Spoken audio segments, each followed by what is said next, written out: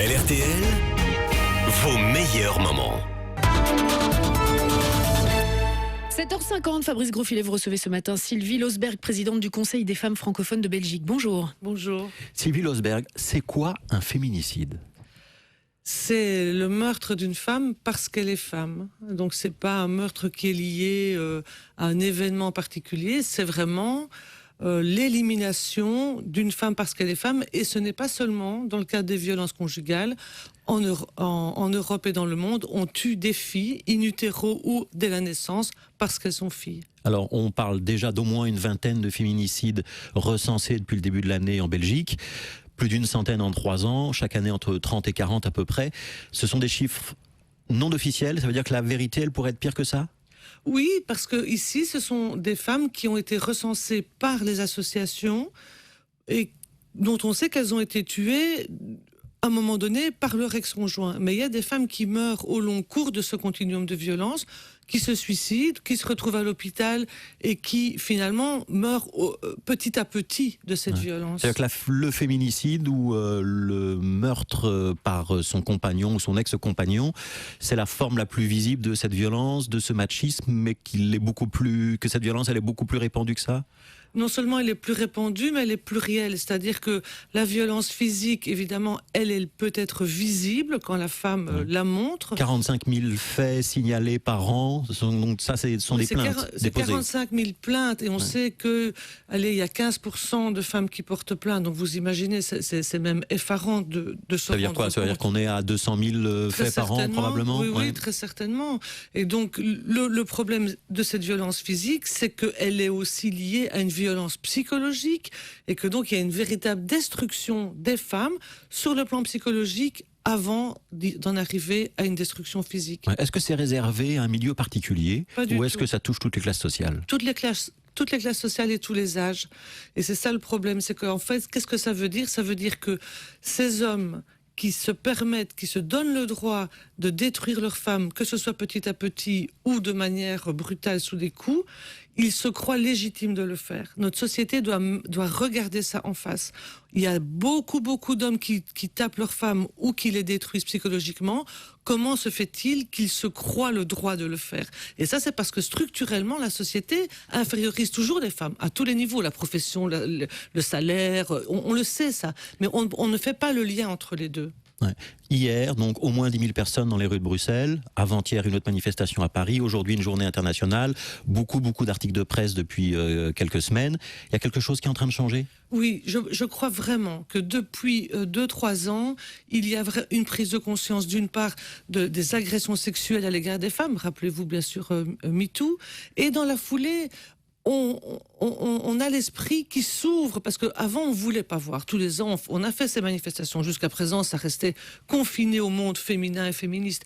Aujourd'hui, heureusement, ça a changé et on le voit sur le plan politique également. Oui, tout à fait. Donc c'est maintenant que les choses peuvent changer ? Oui, parce qu'aussi on a une volonté politique, en tout cas en Fédération Wallonie-Bruxelles, avec des ministres de partis différents qui décident de travailler ensemble. Donc c'est les ministres région Wallonne, Christy Montréal, Bruxelles, Nawal Benamou, et Fédération Wallonie-Bruxelles, Bénédicte Linard. On a aussi une ministre de l'égalité au niveau fédéral, et toutes ces personnes disent on va travailler ensemble. Elles et avec disent qu'elles vont faire une conférence interministérielle. Ça sert à quoi une conférence interministérielle ? Ça veut dire qu'au lieu que ce soit les ministres des droits des femmes s'occupent des femmes. Non, en fait, l'action sociale doit être impliquée, la justice doit être impliquée, l'intérieur doit être impliqué. Tous les ministres dont les compétences peuvent agir pour lutter contre les violences doivent être mis autour de la table et rendre des comptes sur la façon. Et c'est quoi les actions qu'on doit faire prioritairement pour vous aujourd'hui, si on veut lutter contre les violences faites aux femmes ? Écoutez, on a signé la Convention d'Istanbul. Donc c'est un texte international qui est contraignant. D'accord. Il y a 4 P. Il y a les politiques intégrées, c'est ça, c'est travailler tous ensemble. Il y a la prévention, c'est indispensable, on ne met pas les moyens. Il y a la protection des victimes, on ne met pas les moyens. Et il y a la poursuite des agresseurs, on ne met pas les moyens non plus. Ouais, ça veut dire que la police et la justice font pas bien leur boulot ? Je crois que les personnes font, dans la grande majorité des cas, au mieux. Le problème, c'est qu'on 7 fois sur 10, les plaintes pour violence conjugale, elles sont classées sans suite. Ça, c'est un vrai problème au niveau des plaintes, parce qu'on a dit qu'il n'y a que 15% des femmes qui portent plainte, mais s'il n'y en a que 30% de ces 15% qui sont écoutées, et encore, ça ne va pas jusqu'à la condamnation, ça montre qu'il y a une forme d'impunité. Oui, c'est la faute de qui, ça ? c'est la faute de la chaîne judiciaire, c'est la faute de manque de formation. Aujourd'hui, on se dit il faut agir, et donc il faut agir à tous ces niveaux-là, mais il faut vraiment investir de l'argent maintenant. Il ne faut pas dépenser de l'argent parce que il faut aider les femmes, il faut les soigner, les enfants, etc. On dépense de l'argent pour régler les conséquences des violences. Il faut investir cet argent avant. Ça veut dire que quand Caroline Désir vient dans ce studio à ce micro dire qu'elle veut des cours d'éducation à la vie affective et sexuelle dès la maternelle, parce que c'est l'occasion de parler de ces problèmes-là, elle a raison? Absolument, ça doit être généralisé. C'est un problème de société, la question du respect de l'égalité. Et c'est très bon pour les garçons aussi, hein. C'est pas qu'une question qui concerne les filles. Ouais. Le bracelet électronique pour éloigner un homme violent, vous y croyez ou pas? Ça fonctionne dans un ensemble de mesures. L'Espagne l'a fait. Donc en Espagne, face au fléau des féminicides, il y a 10 ans, ils ont mis un programme qui, dès le premier acte, éloigne l'agresseur avec un bracelet anti-rapprochement. Il y a une prise en charge systématique et automatique directement. Chez nous, c'est pas le cas. Et en 10 ans, ils ont diminué par 3 le nombre de féminicides. Mais ils ont mis beaucoup plus de moyens. Ils ont mis les moyens en amont. Ouais. Il faut inscrire la notion de féminicide dans notre législation ou pas? Alors il y a un vrai débat là-dessus. Je pense que ça peut donner un signal et ça peut être un instrument.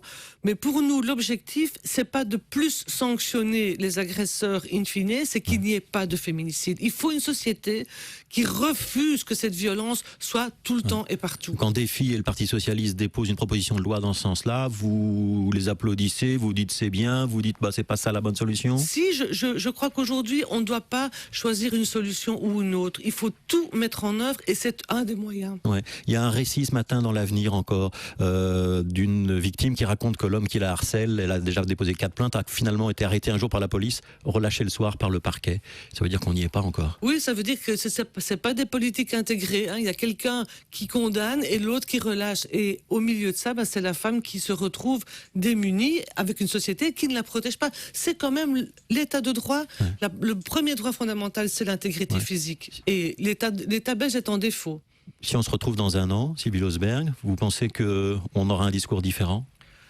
Je pense qu'on n'aura pas réglé le problème, mais j'espère que les politiques auraient été mises en œuvre de façon, je dirais, beaucoup plus volontariste et avec vraiment des moyens. Vous irez voir le film de Roman Polanski? Je l'ai vu.